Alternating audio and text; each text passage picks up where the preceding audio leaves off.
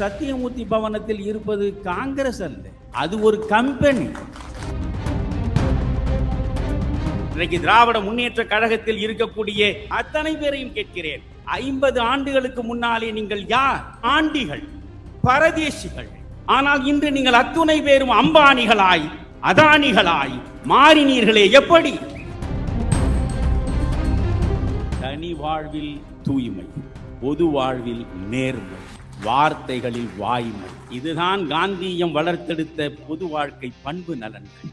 எனவே இதை இன்றைய இளைய தலைமுறையிடம் கொண்டு போய் சேர்க்க வேண்டும் என்பதற்காக நான் நடத்திய வேள்விதான் காந்திய மக்கள் இயக்கம். ஆம், நான் ரஜினியிடம் உதவியை பெற்றேன். 3 ஆண்டுகள் ரஜினியோடு வாரத்திற்கு ஒரு முறை போய் மணிக்கணக்கில் உட்கார்ந்து ஒரு மாற்று அரசியலை வளர்த்தெடுப்பதற்கு முயன்றேன். இந்த 3 ஆண்டுகளில் ரஜினியிடம் நான் பெற்றது 3 கோப்பை மிளகு ரசம் மட்டும்தான்.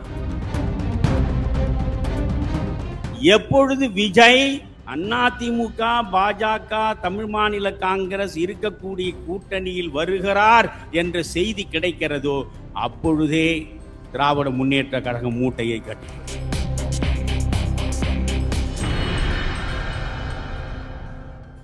போற்றுதலுக்கும் பேரன்பிற்கும் உரிய தமிழ் மாநில காங்கிரசின் தலைவர், மக்கள் தலைவர் மூப்பனார் அவர்களின் திருமகன், உண்மையும் நேர்மையும் தூய்மையும் துலங்க அரசியல் அரங்கில்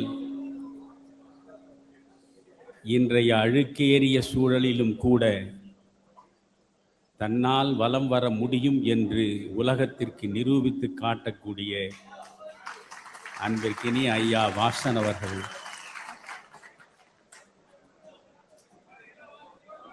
ஐயா வாசன் அவர்களுக்கும் எனக்கும் இடையே இருக்கக்கூடிய உள்ளார்ந்த உறவை, உணர்வை உலகத்தின் வலிமை மிக்க எந்த மொழியினாலும் எடுத்துரைக்க முடியாது. ஐயா வாசன் அவர்கள்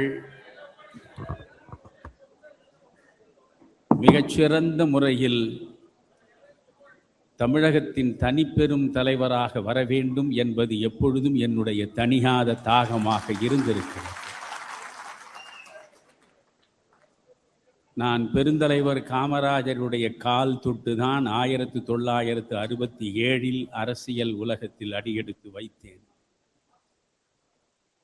தோற்ற பொழுதுதான் நான் அரசியல் உலகத்திற்கு வந்தேன். வெற்றியாளர்களோடு இருந்து எனக்கு பழக்கம் இல்லை. 1967 விருதுநகரில் காமராஜர் தோற்றார் என்ற செய்தியை கேட்ட அந்த கணத்திலேயே மாநில கல்லூரியில் என்னோடு படித்த 10 மாணவர்களை அழைத்து கொண்டு அவரை நேரடியாக சந்தித்து கண்கலங்க அவருடைய கால்களில் விழுந்து நான் என்னுடைய அரசியல் வாழ்வை தொடங்கினேன். 1971 நாடாளுமன்றத்திற்கும் சட்டமன்றத்திற்கும் தேர்தல் நடைபெற்றது. அப்பொழுது வடசென்னை நாடாளுமன்ற வேட்பாளராக எஸ்ஜி விநாயகமூர்த்தி அவர்கள் பெருந்தலைவர் காமராஜரால் நிறுத்தப்பட்டார். எஸ்ஜி விநாயகமூர்த்தி அவர்கள் என்னை வீட்டிலே வந்து சந்தித்தார். அப்பொழுது எனக்கு 21 வயது கூட முடியவில்லை. நாளை பெருந்தலைவர் காமராஜர் அவர்கள் எனக்காக 6 சட்டமன்ற தொகுதிகளில் உரையாற்ற வருகிறார். பெரிய பேச்சாளர்கள் எல்லாம் தமிழ்நாடு முழுவதும் சென்று சுற்றுப்பயணத்தில் ஈடுபட்டிருக்கிறார்கள். எனக்கென்று நீ பேச வர வேண்டும். பெருந்தலைவர் காமராஜர் அவர்கள் ஒரு இடத்தில் பேசுவதற்கு முன்பு நீ பேச வேண்டும். பெருந்தலைவர் காமராஜர் வந்துவிட்டார் என்ற குரல் கேட்ட அடுத்த கணமே நீ மேடையை விட்டு இறங்கி அடுத்த இடத்திற்கு செல்ல வேண்டும் என்று ஒரு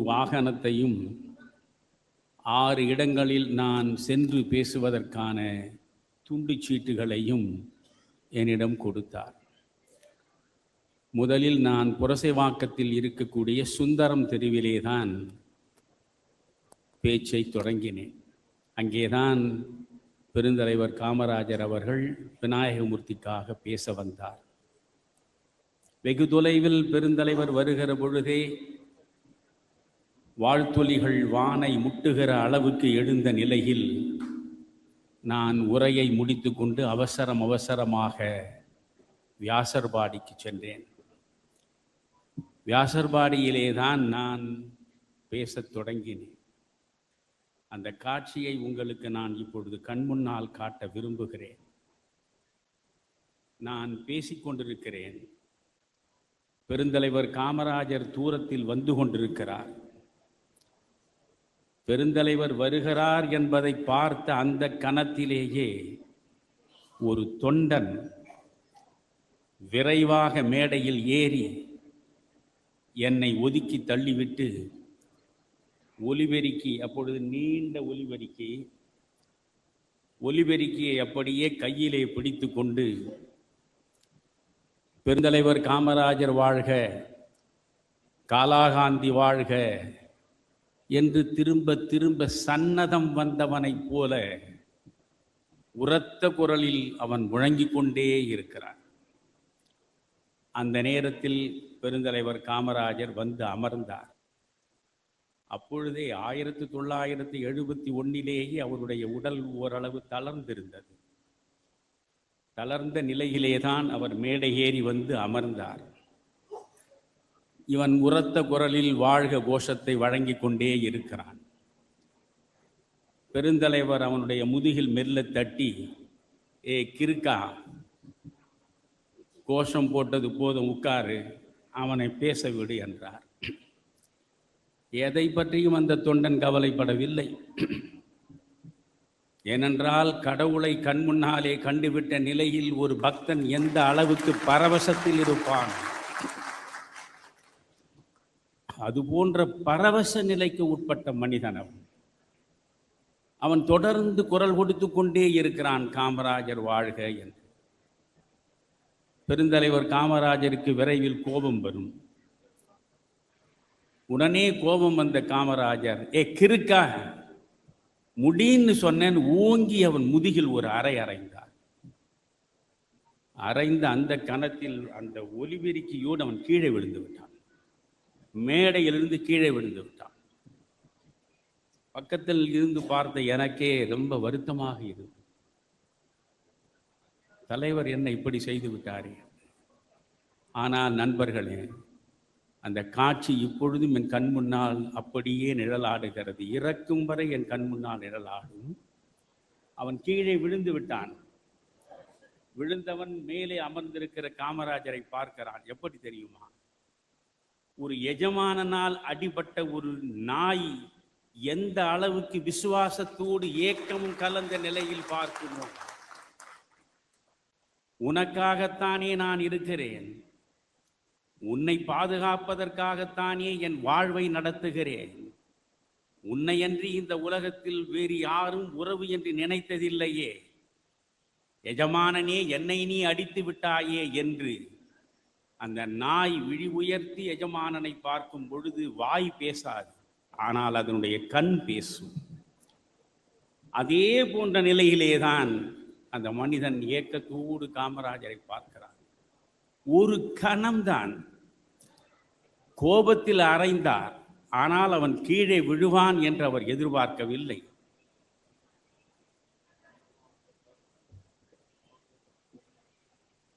அடுத்த நிமிடமே தாயின் கருணையோடு அந்த தொண்டனை பார்த்து, கிறுக்காய்ங்க மேலே வா என்றார். ஓடி வந்தான். ஐயா வாசன் ஐயா அமர்ந்திருப்பது போல் அங்கே காமராஜர் அமர்ந்திருக்கிறார். அவன் வந்தான். வந்தவனை தன் இருக்கைக்கு பக்கத்தில் அவனை உட்கார சொன்னார். உட்கார செய்து அவன் தலையை வருடி கொடுத்தார். எந்த முதுகில் அரைந்து வீழ்த்தினாரோ அந்த முதுகை அவர் அன்போடு வருடி கொடுத்தார். அந்த நிலையில் அவனை நீங்கள் பார்த்திருக்க வேண்டும். தெய்வமே நேரடியாக வந்து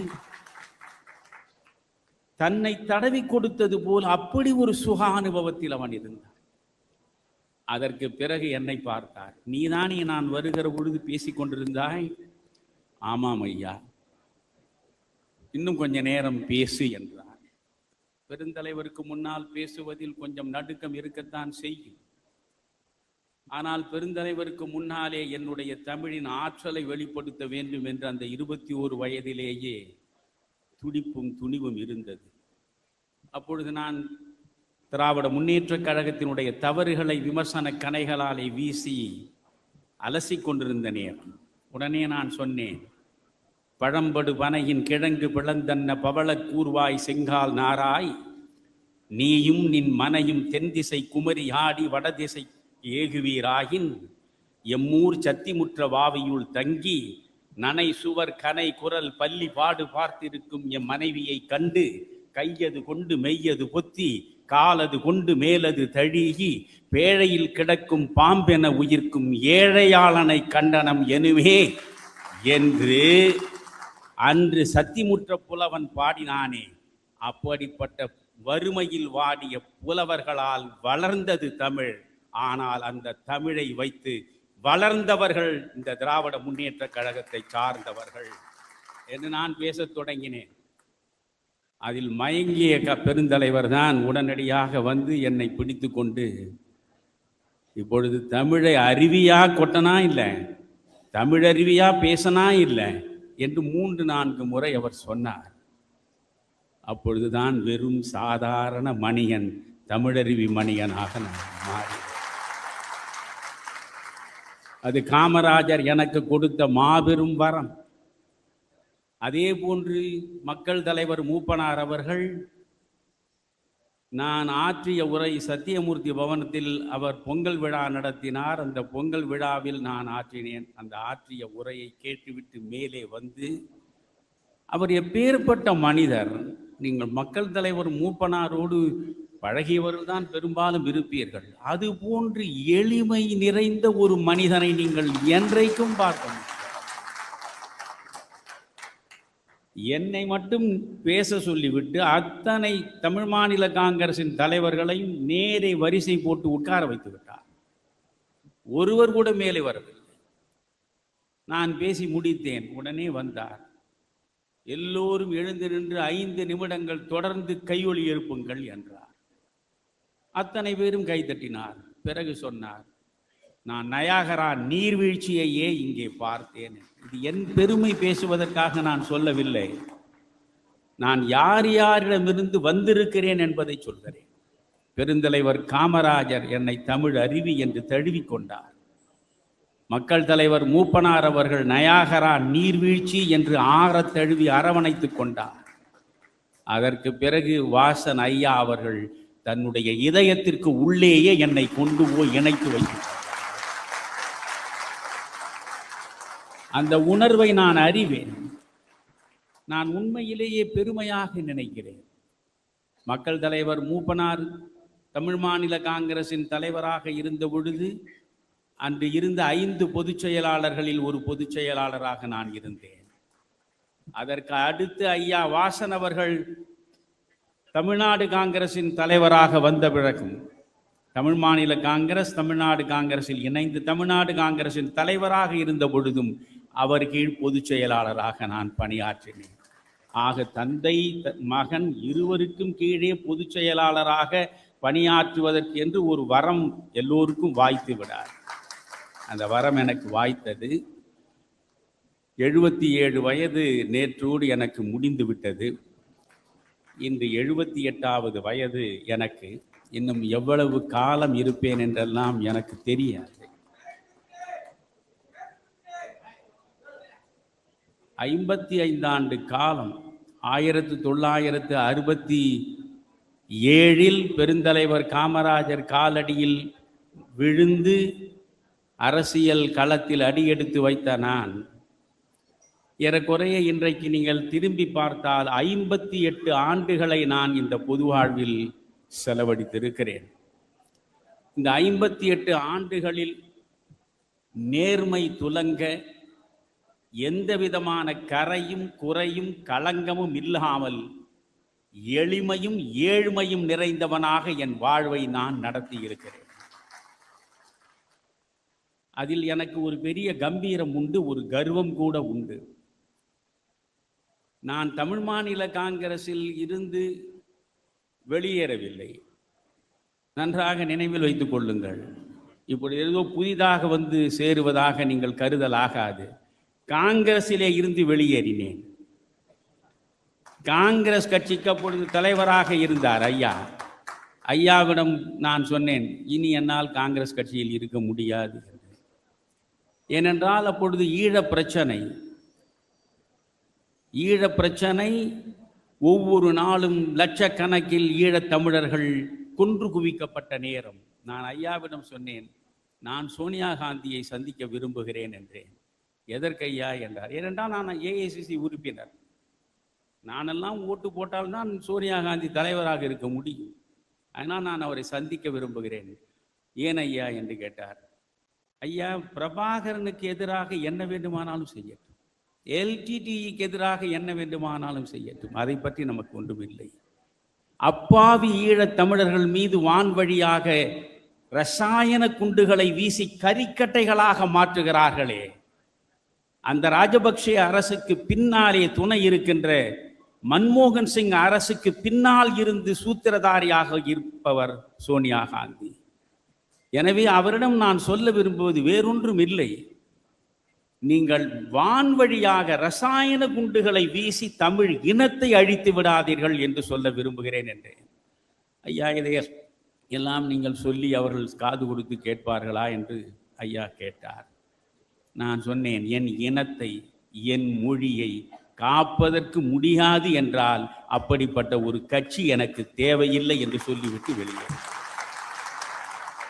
இதுதான் ஒரே காரணம். ஆனால் எந்த நிலையிலும் ஐயா வாசன் அவர்களிடம் இருந்து நான் பிரியவே இல்லை. ஒரு நொடி கூட நான் பிரியவில்லை. தொடர்ந்து அவரோடு நான் உரையாடி கொண்டிருந்தேன், உறவாடி கொண்டிருந்தேன். அதில் ஒன்றும் பிரச்சனை இல்லை. காங்கிரஸை விட்டு ஐயா அவர்கள் வந்ததனால் எந்த விதமான தவறும் நேர்ந்து விடவில்லை. உங்களையெல்லாம் நான் வணங்கி வாழ்த்துகிறேன். ஏனென்றால் சத்தியமூர்த்தி பவனத்தில் இருப்பது காங்கிரஸ் அல்ல, அது ஒரு கம்பெனி, அது ஒரு லிமிடெட் கம்பெனி.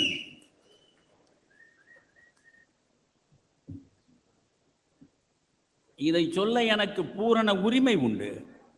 நான் பெருந்தலைவர் காலத்தில் இருந்த காங்கிரஸை பார்த்தவன், பெருந்தலைவர் காலத்தில் சகலத்தையும் சமூக நலனுக்காக அர்ப்பணிக்க துடித்த காங்கிரஸ்காரர்களை பார்த்தவன். ஆனால் இன்றைக்கு அப்படிப்பட்ட காங்கிரஸ் இல்லை. காங்கிரஸை குழி தோண்டி புதைத்தது யார்?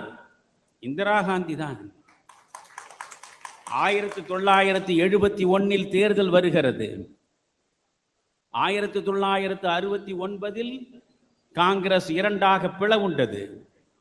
தமிழ்நாட்டில் பெருந்தலைவர் காமராஜர் பக்கத்திலே தான் ஒட்டுமொத்த காங்கிரஸ்காரர்களும் நின்றார்கள்.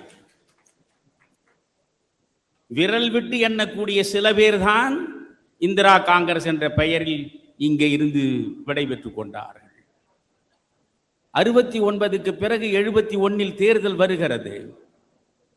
எப்படியாவது காமராஜரை வீழ்த்த வேண்டும் என்பதுதான் கலைஞர் கருணாநிதியின் கனவு. எப்படியாவது காமராஜரை அரசியல் ரீதியாக செல்வாக்கற்ற மனிதராக அழித்துவிட வேண்டும் என்பதுதான் இந்திரா காந்தியினுடைய நினைவு. அதனால் இருவரும் ஒன்றாக கூடினார்கள், தேர்தல் உடன்பாடு கண்டார்கள். உலகத்தில் எந்த நாட்டிலாவது ஒரு இயக்கத்தை நடத்தக்கூடியவர்கள் செய்யக்கூடிய முடிவா அது? அன்றைக்கு காங்கிரஸ் தலைவராக இருந்தவர் சி சுப்பிரமணியம். தமிழ்நாட்டில் சி சுப்பிரமணியம் போய் பேசுகிறார். கூட்டணி கலைஞர் கருணாநிதியிடம் கூட்டணி பேசுகிற பொழுது சி சுப்பிரமணியம் சொல்லக்கூடிய தொகுதிகளை தருவதற்கு கருணாநிதி தயாராக இல்லை. உடனே சி சுப்பிரமணியம் வெளியே வந்தார். அவராகவே காங்கிரஸ் வேட்பாளரை அறிவித்து விட்டார். காங்கிரஸ் வேட்பாளரை அறிவித்த நிலையில் மேலே இருந்து இந்திரா காந்தி தலையிட்டு கலைஞர் கருணாநிதியிடம் பேசி ஒன்றும் பிரச்சனை இல்லை. நீங்கள் நாடாளுமன்றத்தில் அதிகமான உறுப்பினர்கள் வந்து சேர வேண்டும் என்பதுதான் எனக்கான கவலை. நீங்கள் கூடுதலாக நாடாளுமன்ற தொகுதிகளை கொடுங்கள், சட்டமன்றத்தில் முடிந்த அளவுக்கு கொடுங்கள் என்றார். இல்லை, சட்டமன்றத்தில் தொகுதி வாரியாக வேட்பாளர்கள் என்று சி சுப்பிரமணியம் அறிவித்து விட்ட பிறகு நாங்களும் தொகுதி வாரியாக அறிவித்து விட்டோம். இனி ஒரே ஒரு இடத்தை கூட சட்டமன்றத்திற்கு தர முடியாது. வேண்டுமானால் உங்களுக்காக 9 நாடாளுமன்ற தொகுதிகளை தருகிறேன் என்று கலைஞர் சொன்னார். கலைஞர் கருணாநிதி சொன்னபடி 9 நாடாளுமன்ற தொகுதிகளை 1971 பெற்று ஒரு சட்டமன்ற தொகுதியில் கூட காங்கிரஸ் நிற்காத நிலையில் காங்கிரஸை குழி தோண்டி கல்லறையில் புதைத்த பெண்மணிதான் இந்திரா காந்தி. புரிகிறதா? இவையெல்லாம் வரலாறு. இங்கே இருக்கக்கூடிய தமிழ்நாடு காங்கிரஸ் கமிட்டிக்கு ஏதாவது அதிகாரம் உண்டா? செல்வ பெருந்தகை நினைத்தால் ஒரு வார்டு கவுன்சிலரை கூட அவரால் நியமிக்க முடியாது. வார்டு கவுன்சிலரை நியமிக்க வேண்டும் என்றாலும் அன்னை சோனியா காந்தி அவர்களின் ஆணையின்படி, கார்கேவினுடைய உத்தரவின்படி இவரை நியமிக்கிறோம் என்றுதான் சொல்லுவார். அப்படி என்றால் ஒரு கட்சி மாநிலத்தில் எப்படி வளர முடியும்? அதனால் அந்த கட்சியின் ஒரு கிளை அமைப்பாக தலைவர் வாசன் இல்லாமல் இங்கே வெளியே வந்ததுதான் காங்கிரஸை காப்பாற்றுவதற்கானவர். எனவே மானமுள்ள, சுயமரியாதை உணர்வுள்ள, கதர்ச்சட்டை அணிந்த காங்கிரஸ்காரர்கள் யாராக இருந்தாலும் அவர்கள் வந்து சேர வேண்டிய இடம் வாசன் பக்கமே தவிர வேறிடமில்லை. உங்களுக்கு சுயமரியாதை இருக்கிறதா? உங்களுக்கு மான உணர்வு இருக்கிறதா? பெருந்தலைவர் காமராஜரை இதயத்தில் உண்மையிலேயே நீங்கள் வைத்திருக்கிறீர்களா? அப்படி என்றால் நேர்மையும் தூய்மையும் துலங்க தன்னுடைய அரசியல் வாழ்வை நடத்தக்கூடிய ஐயா வாசன் அவர்களோடு நீங்கள் வந்து சேர்வதுதான் சரியானது. நான் வாசன் ஐயாவிடம் இருந்து கருத்து வேறுபாடு கொண்டு ஒரு நொடியும் விலகவில்லை. எனக்கு இந்த அரசியல் பிடிக்கவில்லை. ஒரு கவிஞன் அற்புதமாக எழுதினான், சுப்பிரமணிய ராஜு என்ற கவிஞன். வாயிலே அழுக்கென்று நீர் எடுத்து கொப்பளித்தேன், கொப்புளிக்க கொப்புளிக்க வாயும் ஓயாமல் அழுக்கும் போகாமல் உற்று பார்க்கிறேன் நீரே அழுக்கு என்று. அழகான கவிதை அது. வாயில் அழுக்கு இருக்கிறது, இந்த அழுக்கை அகற்ற வேண்டும் என்பதற்காகத்தான் இறைவன் தண்ணீரை தந்திருக்கிறான். எனவே அழுக்கை அகற்ற வேண்டும் என்று தண்ணீரை எடுத்து நான் ஓயாமல் கொப்பளித்துக் கொண்டே இருக்கிறேன். ஆனால் வாயில் உள்ள அழுக்கு அகலவே இல்லை. ஏன் அகலவில்லை என்று உற்று பார்க்கிறேன். அழுக்கை அகற்றுவதற்கு நான் பயன்படுத்துகிறேனே தண்ணீர், அந்த தண்ணீரே அழுக்கேறி கிடந்தது என்கிறார்.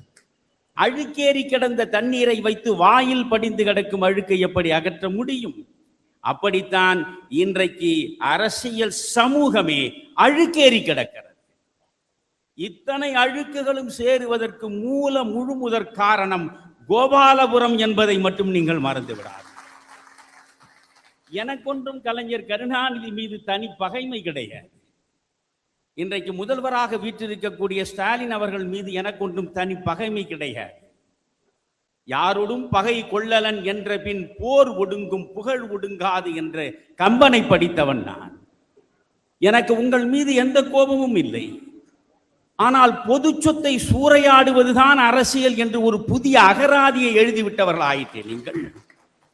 நான் மீண்டும் மீண்டும் கேட்கிறேன், இந்த ஒன்றைத்தான் நான் தொடர்ந்து தமிழ் சமுதாயத்தில் 50 ஆண்டுகளாக கேட்டுக்கொண்டிருக்கிறேன். 50 ஆண்டுகளுக்கு முன்னாலே நீங்கள் அத்துணை பேரும் யார்? இன்றைக்கு திராவிட முன்னேற்ற கழகத்தில் இருக்கக்கூடிய ஸ்டாலினில் இருந்து அவருடைய குடும்பத்திலே இருந்து மாவட்டம் தோறும் இருக்கக்கூடிய அத்தனை தலைவர்கள், அத்தனை தளபதிகள், அத்தனை பேரையும் கேட்கிறேன், 50 ஆண்டுகளுக்கு முன்னாலே நீங்கள் யார்? நீங்கள் அத்தனை பேரும் ஆண்டிகள், பரதேசிகள், எந்த சொத்தும் இல்லாதவர்கள், ஏழ்மையிலேயே உழன்றவர்கள். ஏழ்மையில் உழன்று ஆண்டிகளாய் பரதேசிகளாய் நின்றவர்கள் நீங்கள். ஆனால் இன்று நீங்கள் அத்துணை பேரும் அம்பானிகளாய் அதானிகளாய் மாறினீர்களே. எப்படி மாறினீர்கள்? இந்த பொது சொத்தை கொள்ளையடித்து தானே நீங்கள் இந்த அளவுக்கு வளர்ந்திருக்கிறீர்கள். கேட்டால் அங்கே ஒரு அற்புதமான வழக்கறிஞர் ஒருவர் இருக்கிறார். எல்லாவற்றுக்கும் அவர் தான் பேட்டி கொடுப்பார். அண்ணாமலை அவர்கள் டிஎம்கே ஃபைல்ஸ் என்று வெளியிட்ட பொழுது இவ்வளவு 1000 கோடிகளை இவ்வளவு பேர் கொள்ளையடித்திருக்கிறார்களே என்று அவர் சொன்ன நிலையில் அந்த தொடர்பாளர் சொல்கிறார், அவர் தான் பேட்டி கொடுப்பவர், பெயரை சொல்லக்கூட நான் விரும்பவில்லை. அவர் உடனே சொல்கிறார், என்ன பெரிய ஊழலை பற்றி சொல்லிவிட்டார், ஒவ்வொருவரும் இருக்கக்கூடிய சொத்து விவரத்தை சொல்கிறார் என்கிறார். நான் உடனே கேட்டேன், அந்த சொத்து எப்படி வந்தது என்பதுதானே கேள்வி. அவர் சொல்கிறார், எத்தனை கல்வி நிலையங்களை வைத்திருக்கிறார்கள், எத்தனை மருத்துவமனைகளை வைத்திருக்கிறார்கள், அவற்றின் மூலம் சேர்த்தார்கள். சரி, அந்த கல்வி நிலையம் எப்படி தொடங்கப்பட்டது என்பதுதானே கேள்வி. அந்த மருத்துவமனை எப்படி வந்தது என்பதுதானே கேள்வி. எப்படி வந்தது உங்களுக்கு பணம்? வேறொன்றும் எனக்கு இவர்கள் மீது கோபம் இல்லை. நான் ஏன் வாசனை ஏற்றுக்கொள்கிறேன்? நான் ஏன் ஸ்டாலினை எதிர்க்கிறேன்? வேறொன்றும் இல்லை. வாசனுடைய குடும்பம், ஐயா மூப்பனாருடைய குடும்பம் ஒரு 50 ஆண்டுகளுக்கு முன்னாலே வைத்திருந்த சொத்து என்ன? இன்றைக்கு அதே அளவு சொத்து அங்கே இருக்கிறதா? சொத்தை கொஞ்சம் கொஞ்சமாக இழந்து விட்டு நிற்கக்கூடிய குடும்பம் இங்கே. ஒன்றும் இல்லாமல் வந்து சொத்துக்களை குவித்து விட்ட கூட்டம் அங்கே.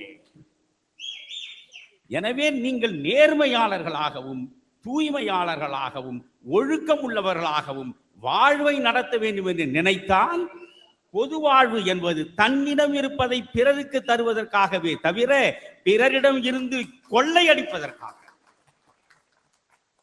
அதுதான் வாசன் அவர்கள் மீது எனக்குள்ள ஒரு மிகப்பெரிய ஈடுபாடு. ஒரு தலைவன் யோக்கியனா இல்லையா என்பதற்கு அடையாளம் ஒன்றுதான், வெளியே இருந்து எல்லாம் பேசலாம், அதிகாரத்தில் அமர்ந்து அவன் எப்படி இருந்து வெளியே வருகிறான் என்பது முக்கியம். நீங்கள் கப்பல் துறை என்பது என்ன சாதாரண துறையா?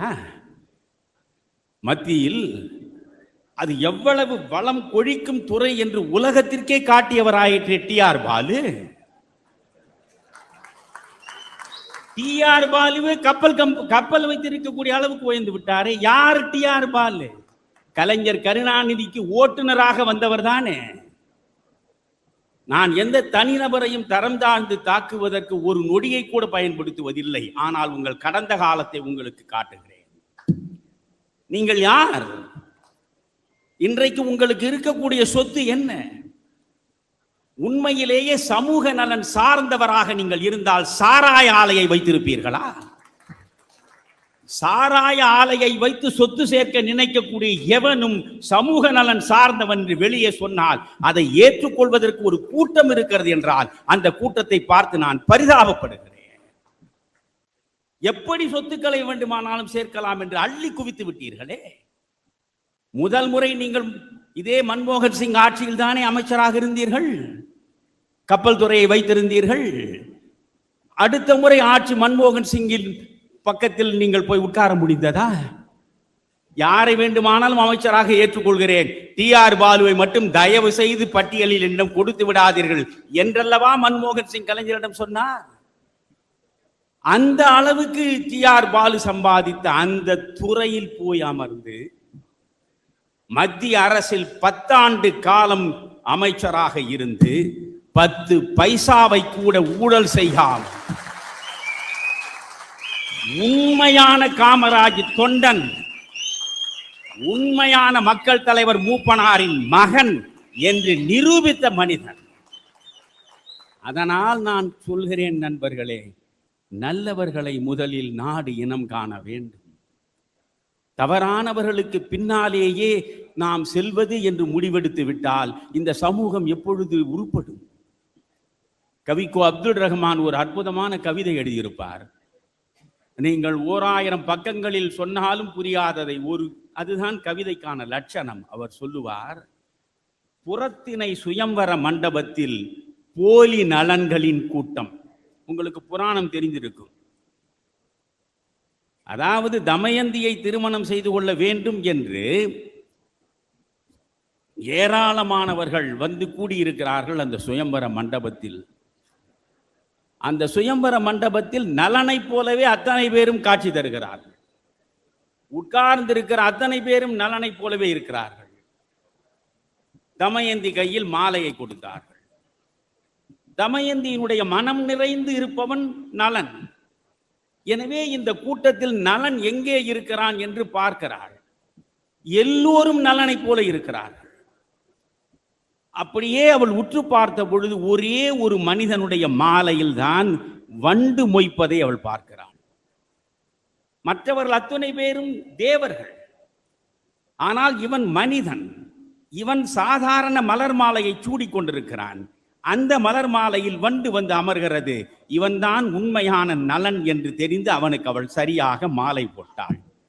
அந்த பின்னணியை வைத்துக்கொண்டு ரஹ்மான் சொல்கிறார், அது அகத்திணை சுயம்வர மண்டபம், திருமணத்திற்காக நடந்தது. இப்பொழுது தேர்தல் நடக்கிறது. இது புறத்திணை சுயம்வர மண்டபம். இந்த புறத்திணை சுயம்வர மண்டபத்தில் போலி நலன்களின் கூட்டம். கையில் மாலையுடன் குருட்டு தமயந்தி. குருட்டு தமயந்தி. எவன் உண்மையானவன் எவன் பொய்யானவன் என்று புரிபடாத அளவுக்கு இன்றைக்கு இருக்கக்கூடிய மக்கள். இந்த மக்களுக்கு நடுவேதான் நாம் அரசியலை நடத்தியாக வேண்டி இருக்கிறது. நான் நீண்ட நேரம் பேச விரும்பவில்லை. அதற்கான உடல் எனக்கு ஒத்துழைக்கவும் இல்லை இப்பொழுது. ஆனால் ஒன்றை மட்டும் நான் சொல்கிறேன். இந்த மேடையில் நின்று கொண்டு இப்பொழுது தமிழ் மாநில காங்கிரஸில் காமராஜர் மக்கள் கட்சி இணைந்து விட்டது. நான் இந்த தமிழ் மாநில காங்கிரசின் முழுமையான தொண்டனாக இதை 16 ஆண்டுகள் தமிழ் மாநில காங்கிரஸில் காங்கிரஸ் கட்சியில் இருந்த அப்போது தமிழ் மாநில காங்கிரஸை விட்டு ஐயா காங்கிரஸில் தான் இருந்தார். காங்கிரஸை விட்டு நான் வெளியே வந்தேன். வெளியே வந்து காந்திய மக்கள் இயக்கத்தை தொடங்கினேன். வேறொன்றும் இல்லை. தனி வாழ்வில் தூய்மை, பொது வாழ்வில் நேர்மை, வார்த்தைகளில் வாய்மை. இதுதான் காந்தியம் வளர்த்தெடுத்த பொது வாழ்க்கை பண்பு நலன்கள். எனவே இதை இன்றைய இளைய தலைமுறையிடம் கொண்டு போய் சேர்க்க வேண்டும் என்பதற்காக நான் நடத்திய வேள்விதான் காந்திய மக்கள் இயக்கம். சென்னையிலே இருந்து கன்னியாகுமரி வரை இந்த காந்திய மக்கள் இயக்கத்தில் அத்தனை பேரும் ஈடுபட்டார்கள். இப்பொழுது தமிழ் மாநில காங்கிரஸில் காமராஜர் மக்கள் கட்சி இணைகிறது என்று சொன்னவுடன் அழுக்கு மனம் பிடித்த ஊடகத்தை சார்ந்தவர்கள் அல்லது இந்த ஆட்சிக்கு ஏவல் கூவலாக இருப்பதுதான் நமக்கான வாழ்க்கை பயனை தரும் என்று நினைந்து மலிவான விலைக்கு சென்று விட்டவர்கள். அவர்களெல்லாம் ஆளில்லாத கட்சியில் ஆளில்லாத கட்சி போய் சேருகிறது, இது பிரபஞ்ச பெருநிகழ்வு என்று கேலி பேசினார்கள். நான் சொல்கிறேன், குருட்சேத்திர போரை நினைவிலே வைத்துக் கொள்ளுங்கள். குருட்சேத்திர போர் நடக்கிறது. கௌரவர்கள் 100 பேர். கௌரவர்களுக்கு எதிரே இருந்த பாண்டவர்கள் 5 பேர் தான். 5 பேர் தான் வென்றார்களே தவிர 100 பேர் வெல்லவில்லை. 100 பேர் களத்தில் வெல்லவில்லை. 5 வென்றார்கள். காரணம் தர்மமும் அறமும் இந்த 5 பேர் பக்கத்திலே.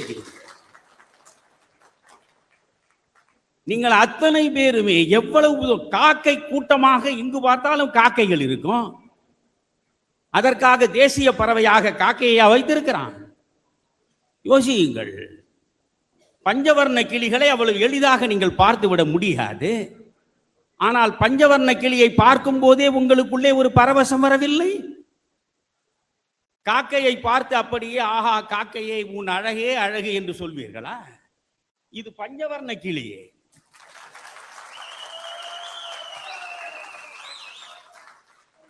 எனவே நீங்கள் கூட்டத்தை வைத்துக் கொண்டு பேசாதீர்கள். நான் மீண்டும் சொல்கிறேன், உங்கள் பின்னாலே இருப்பது கூட்டம் அல்ல, கும்பல்.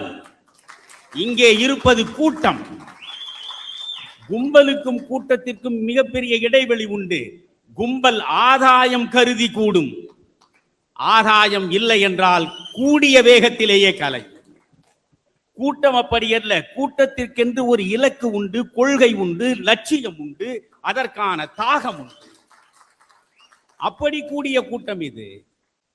என்னோடு 16 ஆண்டுகள் பயணித்தார்கள்.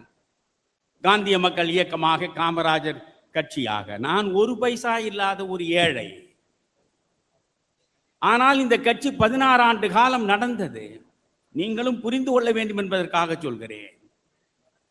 ஒரு பைசா என்னிடம் கிடையாது. ஒவ்வொரு தொடர்ந்து நிகழ்ச்சிகள் நடந்தன, ஆர்ப்பாட்டங்கள் நடந்தன, மதுவிலக்கு போராட்டங்கள் நடந்தன. எத்தனை போராட்டங்கள், எத்தனை ஆர்ப்பாட்டங்கள்! மீடியாக்களுடைய ஆதரவு இல்லாததால் மக்கள் முன்னாலே நாங்கள் சென்று சேரவில்லை. மற்றபடி அவரவருடைய காசை செலவழித்து அவரவர்கள் ஊழியர் கூட்டம், ஆர்ப்பாட்டம், போராட்டம் என்று தொடர்ந்து நடத்தினார்.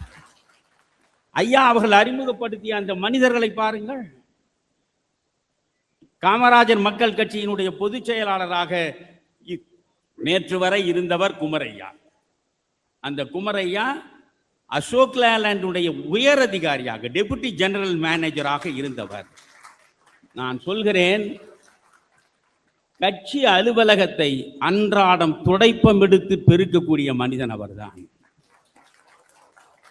நாங்கள் நடத்திய ரௌத்திரம் இதழை பை நிறைய போட்டு பூங்கா நகரிலே இருந்து, பார்க் டவுனிலே இருந்து தாம்பரம் வரையில் எலக்ட்ரிக் ட்ரெயினில் இங்கும் அங்குமாக போய் பயணிகளிடமெல்லாம் இந்த ரௌத்திரம் வாசியுங்கள், இது எவ்வளவு அற்புதமான பத்திரிகை என்று போய் விற்பார்.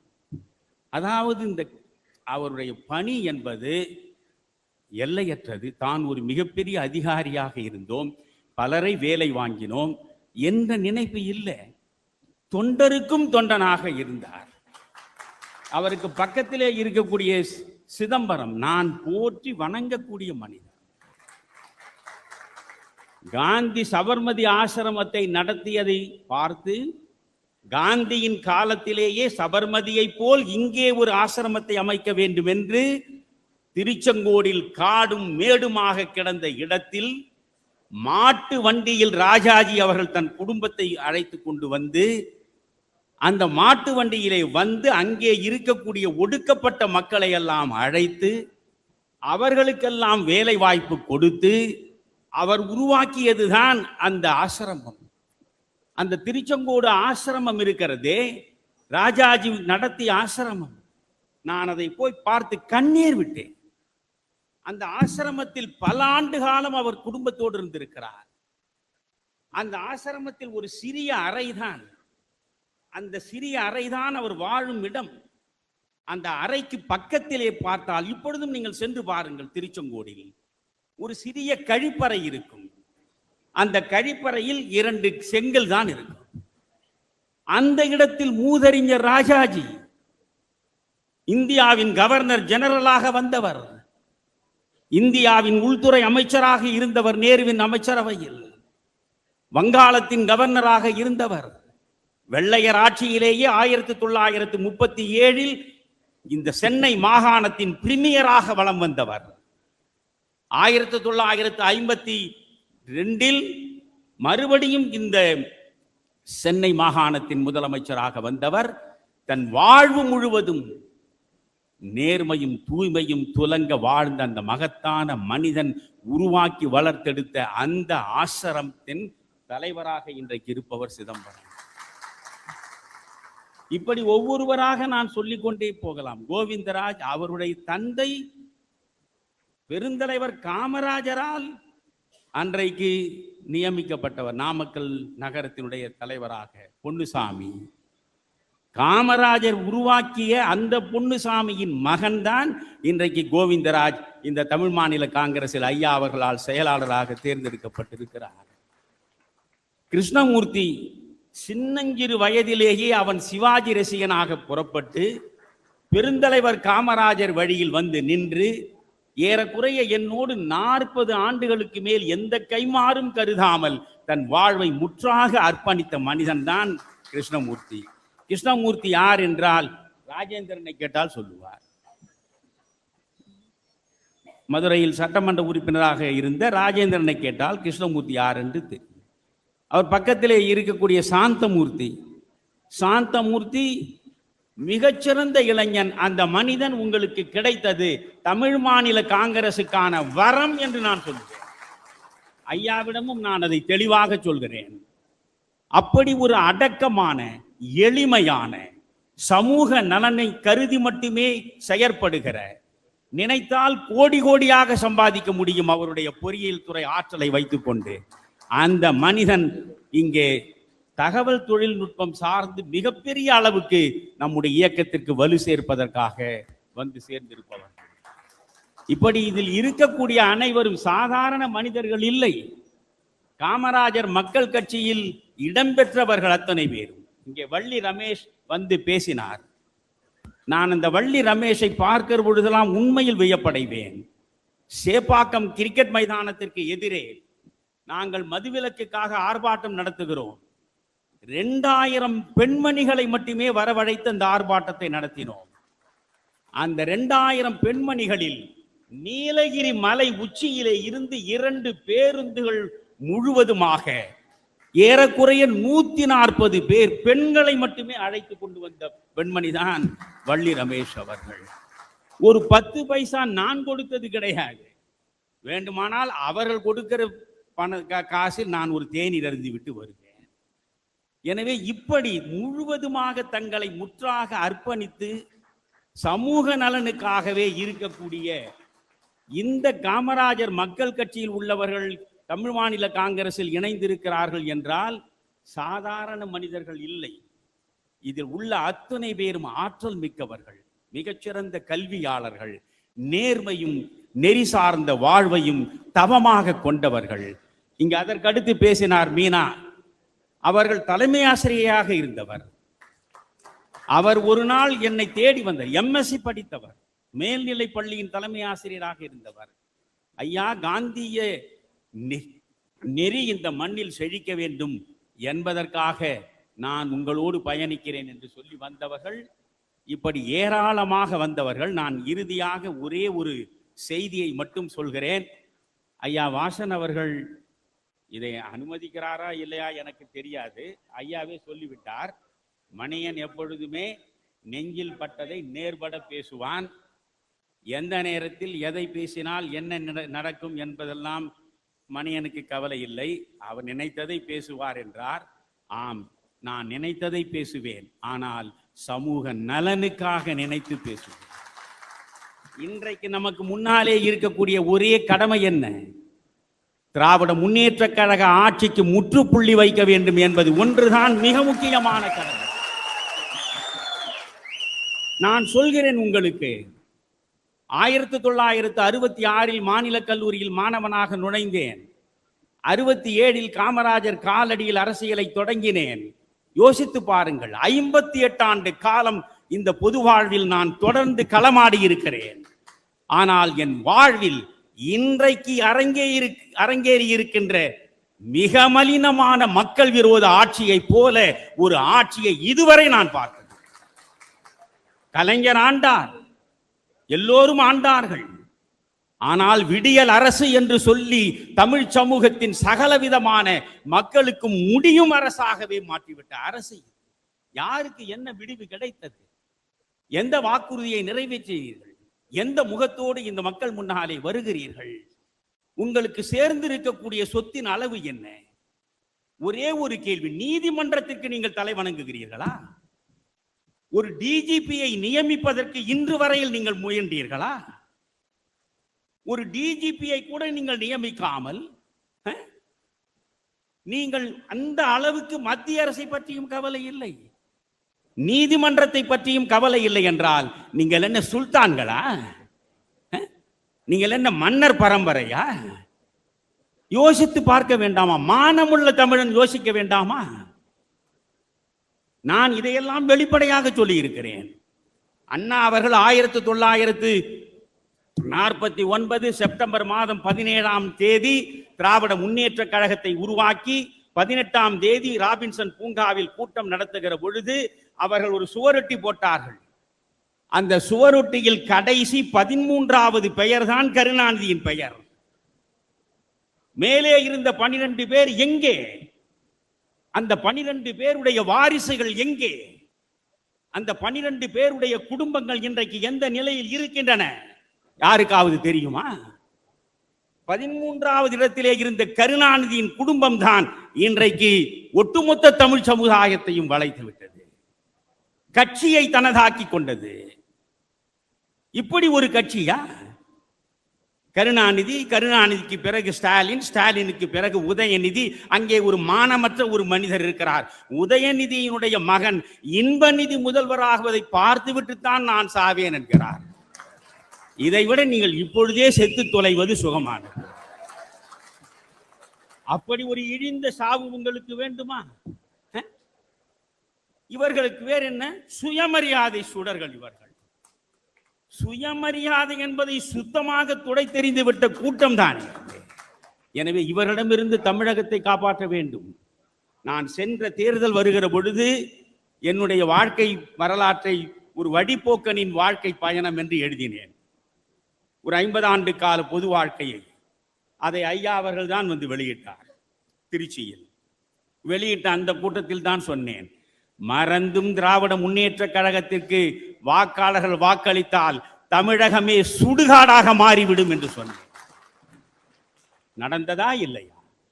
எனவே இன்றைக்கு நம்முடைய ஒரே நோக்கம் திராவிட முன்னேற்ற கழக ஆட்சிக்கு முற்றுப்புள்ளி வைக்க வேண்டும். நான் விஜய்க்கும் ஒரு வேண்டுகோளை இந்த நேரத்தில் வைக்க விரும்புகிறேன். விஜய் சிந்திக்க வேண்டும். இன்றைக்கு உண்மையிலேயே விஜய்க்கு ஒரு கணிசமான வாக்கு வங்கி இருக்கிறது. நான் தொடர்ந்து தமிழறிவு தர்பாரில் அவருக்கு எல்லா விதமான பரிந்துரைகளையும் வழங்கி இருக்கிறேன். விஜய் யோசிக்க வேண்டும். ஒரு இளைய தலைமுறை கண்ணை மூடிக்கொண்டு விஜய் பின்னாலே வருகிறது. வாக்களிப்பதற்காக வரக்கூடிய முதல் தலைமுறையில் பெரும்பாலானவர்கள் இன்றைக்கு விஜய்க்கு பின்னாலே வருகிறார்கள். இவர்கள் அத்தனை பேரையும் நீங்கள் கணக்கெடுத்து பார்த்தாலும் 20 விழுக்காடு வாக்குகள் இருக்கும். இந்த 20 விழுக்காடு வாக்குகளை வைத்துக் கொண்டு விஜய் முதலமைச்சர் ஆகிவிட முடியுமா? நான் விஜயிடம் அன்போடு பேசுகிறேன். 78 வயதான நான் ஒரு மகனிடம் பேசுவது போல் பேசுகிறேன். இன்றைக்கு நீங்கள் 20 விழுக்காடு வாக்குகளை வைத்திருக்கிறீர்கள். தானாக ஒரு பெரும் இளைஞர் கூட்டம் உங்கள் பின்னாலே வந்து கூடுகிறது, மறுக்கவில்லை நான். இளம் பெண்களும் இளம் பிள்ளைகளும் உங்களை நோக்கி ஓடி வருகிறார்கள், உண்மைதான். உங்கள் அரசியல் வாழ்வு சிறக்க வேண்டும் என்று ஆசைப்படுகிறார்கள், உண்மைதான். ஆனால் அதற்கு நீங்கள் என்ன செய்ய வேண்டும்? 20 விழுக்காடு வாக்குகளை நீங்கள் வைத்திருக்கிறீர்கள். காங்கிரஸ் கட்சி கூட்டணி வந்தால் பரவாயில்லை என்று அந்த வாசலை நோக்கி எதிர்பார்த்து கொண்டிருக்கிறீர்கள். தமிழ்நாட்டில் தேடி தேடி பார்த்தாலும் காங்கிரசுக்கு 3 விழுக்காடிலிருந்து 5 விழுக்காடுக்கு மேல் வாக்கே கிடையாது. உங்கள் 20 விழுக்காடு வாக்குகளும் காங்கிரசினுடைய 5 விழுக்காடு என்று வைத்துக் கொள்ளுங்கள். 5 விழுக்காடு வாக்குகளும் 25 விழுக்காடாக வளர்ந்தால் நீங்கள் ஆட்சியை பிடித்து விடுவீர்களா? யோசியுங்கள். அல்லது சின்ன சின்ன கட்சிகள் 1% கீழே இருக்கக்கூடிய கட்சிகள், ஒரு 10 கட்சிகளை வைத்துக் கொண்டு நீங்கள் ஒரு கூட்டணி அமைத்து வெற்றி பெற்று விடுவீர்களா? நிச்சயம் முடியாது. ஒரு இடத்தில் கூட நீங்கள் வெற்றி பெற மாட்டீர்கள். 20 விழுக்காடு வாக்கும் வீணாகி போகும், விரயமாகி போகும், நீங்கள் வாழ்வற்று போவீர்கள். ஆனால் இன்றைக்கு இந்த பக்கம் யோசியுங்கள். இன்றைக்கு அதை ஐயா வாசன் அவர்கள் ஒரு வலிமை மிக்க கூட்டணியை உருவாக்குவதற்கு தொடர்ந்து அனைவரிடமும் பேசிக் கொண்டிருக்கிறார்.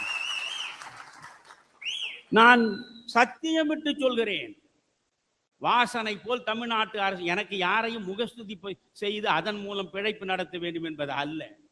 அப்படியெல்லாம் பிழைக்க வேண்டிய அவசியமும் எனக்கு இல்லை. ஆனால் இந்த சமூக வலைத்தளங்களில் எல்லாம் எதை வேண்டுமானாலும் எழுதுவார்கள். அதில் ஒரு பெரிய மண்ணோயாளி அவர் போடுகிறார், அதுக்கு ஒரு பெரிய தமிழறிவு மணி, ஏன் ரஜினிகாந்த் கட்சி தொடங்கவில்லை தெரியுமா?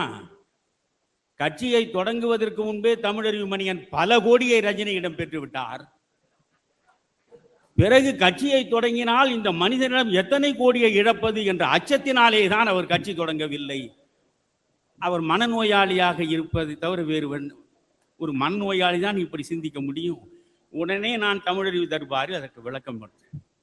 ஆம், நான் ரஜினியிடம் உதவியை பெற்றேன். என்ன உதவி தெரியுமா? 3 ஆண்டுகள் ரஜினியோடு வாரத்திற்கு ஒரு முறை போய் மணிக்கணக்கில் உட்கார்ந்து ஒரு மாற்று அரசியலை வளர்த்தெடுப்பதற்கு முயன்றேன். இந்த 3 ஆண்டுகளில் ரஜினியிடம் நான் பெற்றது 3 கோப்பை மிளகு ரசம் மட்டும்தான். 3 கோப்பை மிளகு ரசம். ஐயா, மிளகு ரசம் குடிக்கிறீர்களா என்று கேட்பார், கொடுப்பார். ஒரு 3 முறை கொடுத்தார். 4வது முறை நானே வேண்டாம் என்று சொல்லிவிட்டேன். அதற்காக மிளகு ரசம் சரியாக இல்லை என்று நினைக்காதீர்கள், அது அற்புதமாக இருந்தது. வேண்டாம், எதையும் எவரிடத்தும் பெறுவதற்காக நான் நின்றவன் இல்லை. இந்த பதிவை போட்டு ரஜினிக்கே அனுப்பி வைத்தேன். ரஜினி உடனே எனக்கு அங்கிருந்து பதிவை அனுப்பினார். ஐயா, what you said is 10% correct ஐயா. அதுதான் என்னுடைய வாழ்வினுடைய நேர்மை, என் வாழ்வுக்கான தூய்மை. எத்தனை நிலையில் நீங்கள் எவ்வளவு அவதூறுகளை அள்ளி வீசினாலும் நெருப்பை கரையான் அரிக்க முடியாததை போல தமிழறிவு மணியனுடைய ஒழுக்கத்தையும் நேர்மையையும் உண்மையையும் உங்களாலே சிதைக்கவே முடியாது. அதனால் இப்பொழுது நான் சொல்கிறேன், நீங்கள் விஜய் அவர்களே, உங்களிடம் இருப்பது 20 விழுக்காடு வாக்கு. நீங்கள் காங்கிரசுக்கு காவடி எடுத்தாலும் வந்து சேர்ந்தாலும் நீங்கள் முதல்வராக முடியாது. ஆனால் இங்கே ஏற்கனவே அண்ணா திராவிட முன்னேற்ற கழகம் 23 விழுக்காடு வாக்குகளை சென்ற நாடாளுமன்ற தேர்தலில் பெற்றிருக்கிறது. 23 விழுக்காடு. இந்த பாரதிய ஜனதா கட்சி அண்ணாமலையினுடைய தலைமையில் அமைத்த கூட்டணி 18 விழுக்காடு வாக்குகளை பெற்றது. இந்த இரண்டையும் சேர்த்தாலே 41 விழுக்காடு வாக்குகள் இருக்கின்றன. உங்களுடைய 20 விழுக்காடு வாக்குகளும் இங்கே வந்தால் 61 விழுக்காடு வாக்குகளாக மாறும். 234 தொகுதிகளில் 200 தொகுதிகளுக்கு மேல் நாம் வெற்றி பெற்று ஆட்சியை கைப்பற்ற முடியும். எப்பொழுது விஜய் அதிமுக, பாஜக, தமிழ் மாநில காங்கிரஸ் இருக்கக்கூடிய கூட்டணியில் வருகிறார் என்ற செய்தி கிடைக்கிறதோ அப்பொழுதே திராவிட முன்னேற்ற கழகம் மூட்டையை கட்டிவிடும். நான் கேட்கிற ஒரு சின்ன கேள்வி, இதை மட்டும் உங்கள் முன்னால் வைத்துவிட்டு விடைபெறுகிறேன். விஜயனுடைய ஒரே நோக்கம் என்ன? திராவிட முன்னேற்ற கழகத்தை வீட்டுக்கு அனுப்ப வேண்டும். திராவிட முன்னேற்ற கழகத்தை ஏன் வீட்டுக்கு அனுப்ப வேண்டும்? இப்பொழுதுதான் புதிதாக அவர் கண்டுபிடித்திருக்கிறார். எம்ஜிஆர் ஒரே ஒரு வரியில் சொல்லி காலி செய்து விட்டார் திமுகவை. ஜெயலலிதா ஒரே ஒரு வரியில் சொல்லி காலி செய்து விட்டார் திமுகவை. அந்த வரி என்ன தெரியுமா? திமுக தீய சக்தி. திமுக தீய சக்தி என்பதை எம்ஜிஆர் சொன்னார். திமுக தீய சக்தி என்று ஜெயலலிதா சொன்னார். திமுக தீய சக்தி என்று நானும் சொல்கிறேன் என்று விஜய் சொல்கிறார். இதைத்தானடா நாங்கள் 50 ஆண்டு காலமாக சொல்லிக் கொண்டிருக்கிறோம். திமுகவை நல்ல சக்தி என்று எந்த நேர்மையாளனாவது சொல்லுவானா? அது தீய சக்தி தான். அப்படி என்றால் தீய சக்தியை நீங்கள் வெளியேற்ற வேண்டாமா? ஆம், வெளியேற்ற வேண்டும். அதற்காகத்தான் நான் வந்திருக்கிறேன் திரையுலகத்தை விட்டு.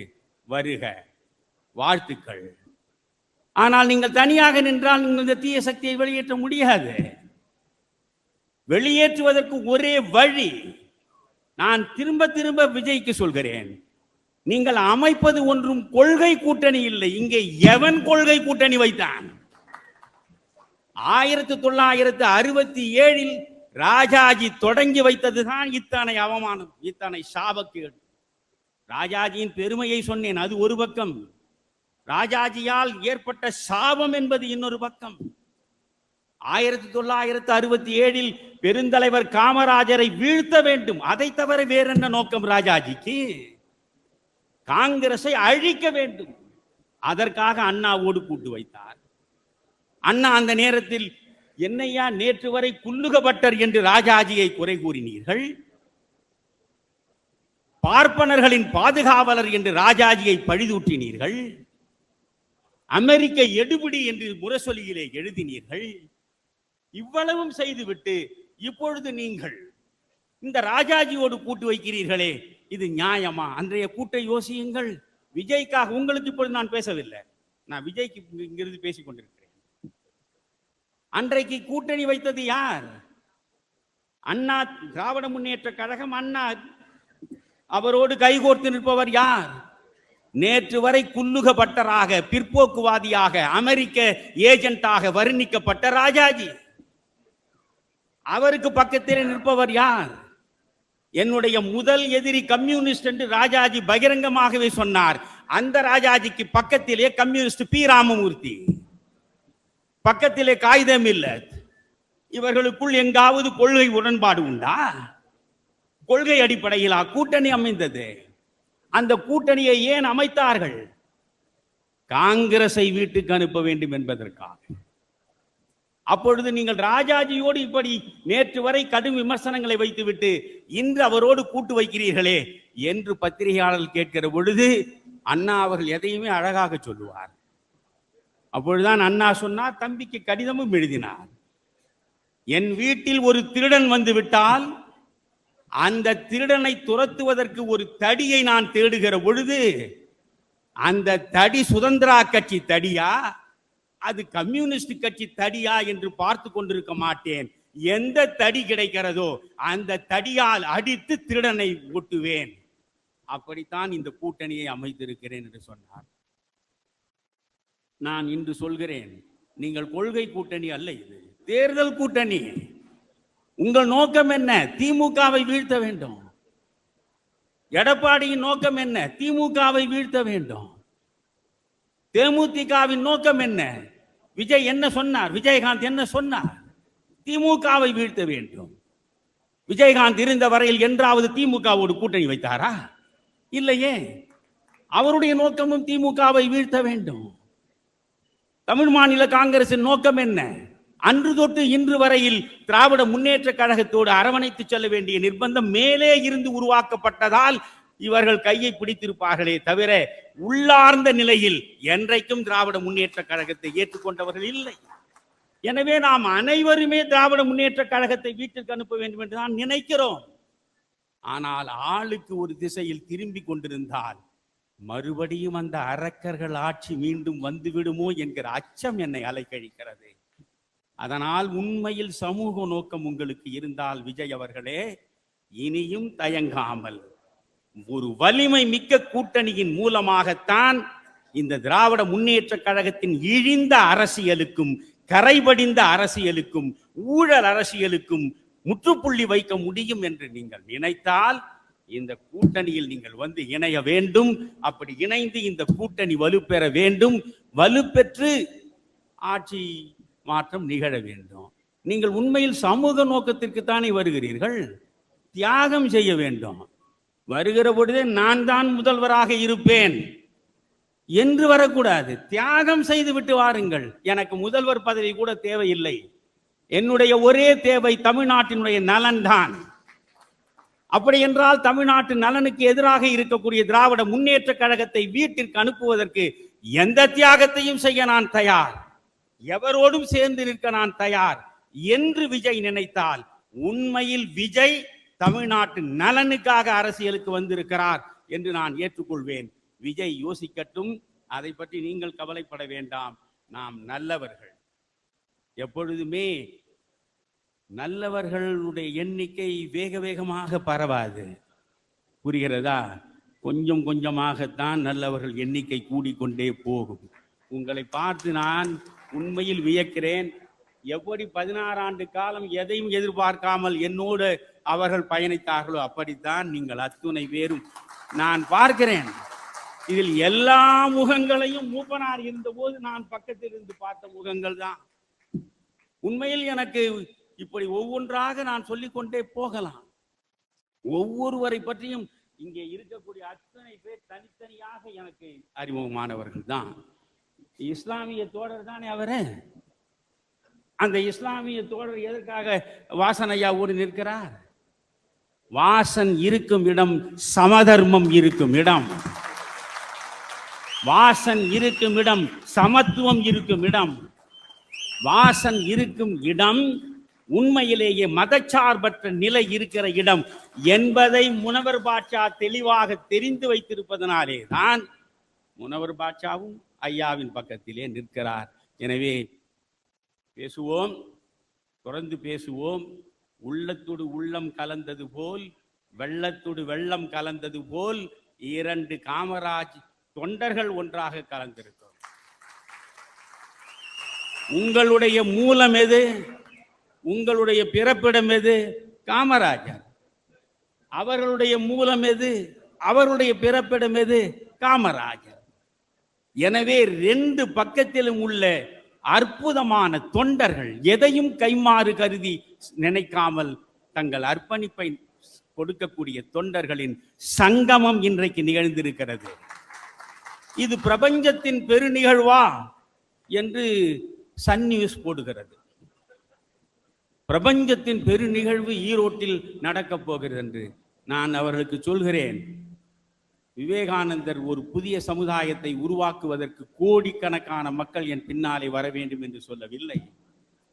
100 இளைஞர்கள் வந்தால் போதும். ஆனால் அந்த 100 இளைஞர்கள் எண்ணிக்கையில் 100 அல்ல, வலிமையில், அர்ப்பணிப்பில், உழைப்பில், தியாகத்தில், தன்னலமற்ற போக்கில் 100 பேர் என் பின்னால் வந்து நிற்கட்டும், ஒரு புதிய சமுதாயத்தை உருவாக்குவேன் என்று அன்று அவர் சொன்னார். அதை இன்று இந்த மண்ணில் நாம் நிறைவேற்றி காட்டுவோம். நன்றி.